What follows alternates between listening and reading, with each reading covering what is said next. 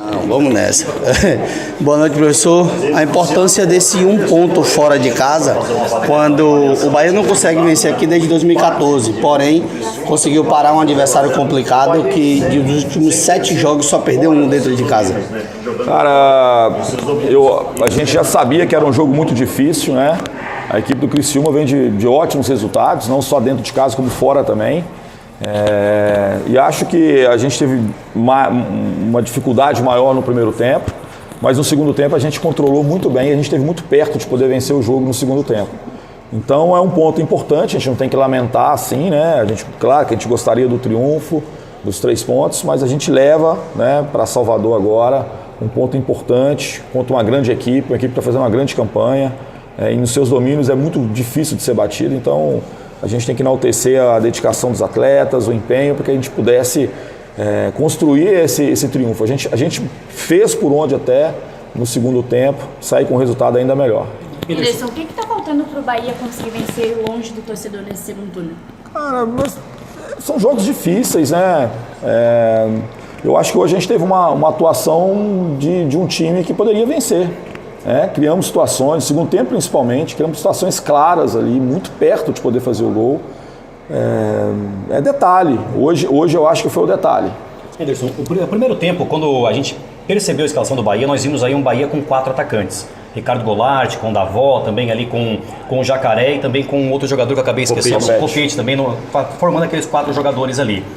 E a equipe acabou retraindo um pouquinho mais, esperando mais o Criciúma. No segundo tempo o Bahia veio mais para cima. O que você percebeu? Qual foi a mudança no vestiário para que o Bahia entendesse um pouco melhor o jogo e viesse para cima do Criciúma? Eu acho que o problema não foi nem isso, cara. A gente teve uma posse de bola muito mais defensiva, entendeu?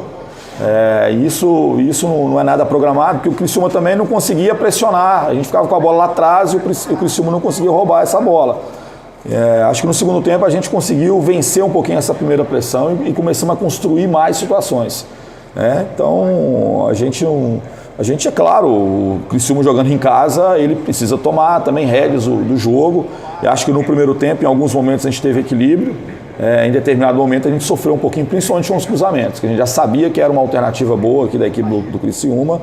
E a gente talvez não tenha conseguido filtrar tanto, encurtar mais esse cruzamento que foi melhor aí no segundo tempo, na segunda etapa. Você mexeu na equipe no segundo tempo, né? O que você pensou naquele momento? Você tirou o Davó e também o Jacaré. A gente fez uma opção por 2 jogadores também qualificados. O Raí tem velocidade, tem característica parecida com o Jacaré. O Ítalo, apesar de não ser um jogador como o Davó, né? O Davó é um jogador muito potente. O Ítalo tem muita inteligência para jogar ali, um jogador muito hábil, né, nas tomadas de decisão.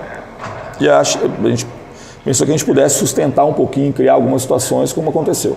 Você utilizou o Rezende hoje mais como um zagueiro pela esquerda, por que a opção por manter o Rezende quando o Luiz, que é da posição, voltou de suspensão e ficou no banco? Não era a característica do jogo hoje, assim, até pro Luiz, cara, porque é um time que cruzava muitas bolas, assim, e a gente até no primeiro tempo sofre, mesmo tendo o Copete e o próprio Rezende por ali. Então, assim, a gente tem que criar algumas opções. A gente perdeu o Bahia e a gente precisava criar algumas situações. Acho que o Rezende fez um bom jogo lá na Fonte, a gente teve uma postura boa e a gente quis dar continuidade. E claro que a gente confia muito no Luiz, quando a gente achar que foi interessante. Ele é um lateral mais agressivo em termos de ofensividade, então a gente vai fazer essa escolha. Na próxima partida você espera poder contar já com o Caio Vidal? Olha, a gente está acompanhando assim o trabalho do Caio. O Caio chegou no período de transição, ele não estava liberado para poder iniciar os trabalhos ainda.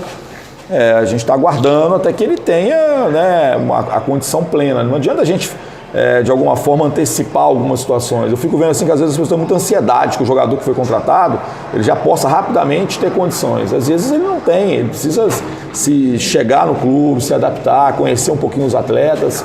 E eu sou muito tranquilo quanto a isso, assim. Eu não tenho essa ansiedade. Eu sei que é preciso que esses jogadores fiquem à disposição na melhor condição possível. Então, assim que ele tiver realmente nessas condições, é claro que esse é um jogador que a gente vai utilizar. Reta final de Campeonato Brasileiro, Wenderson. Qual a importância desse 1 ponto fora de casa conquistado hoje e a busca agora de mais 3, quem sabe, diante do Sport? Cara, é extremamente importante, né? Se a gente tivesse pontuado nos jogos fora de casa que a gente não conseguiu, né? A gente teria talvez uma pontuação muito diferente. Então é importante. Quando não dá para poder vencer, a gente não perde, né? A gente não deixa o adversário somar pontos, 3 pontos em cima de você, e a gente cria uma situação de poder levar 1 ponto para casa, né? Se a gente fizer o nosso papel dentro de casa, a gente vai sempre somando a cada 2 jogos 4 pontos. Então, assim, a gente vai projetando sempre uma pontuação, e aí isso é importante. Campeonato de pontos corridos é importante pontuar sempre, né? E uma coisa que foi muito importante hoje pra gente é ficar sem sofrer gols, né? A gente estava vencendo jogos em casa, mas sofrendo gols. Acho que hoje a equipe sofreu no primeiro tempo, e no segundo tempo teve estabilidade para poder quase não dar chance nenhuma à equipe do Criciúma. Anderson, para finalizar, saindo do Bahia, ontem infelizmente o futebol teve uma perda gigantesca, e a pergunta que eu faço é a seguinte: o que representou para o Anderson Moreira a pessoa Ailê Pinheiro? Seu Ailê foi assim uma pessoa muito iluminada, assim, né? Como ser humano, como dirigente de futebol eu aprendi muito. Como ser humano, assim, eu aprendi muito, assim, das convicções, né? Ele teve muito êxito na vida profissional, assim, né? Sempre esteve à frente do seu tempo, conduziu um clube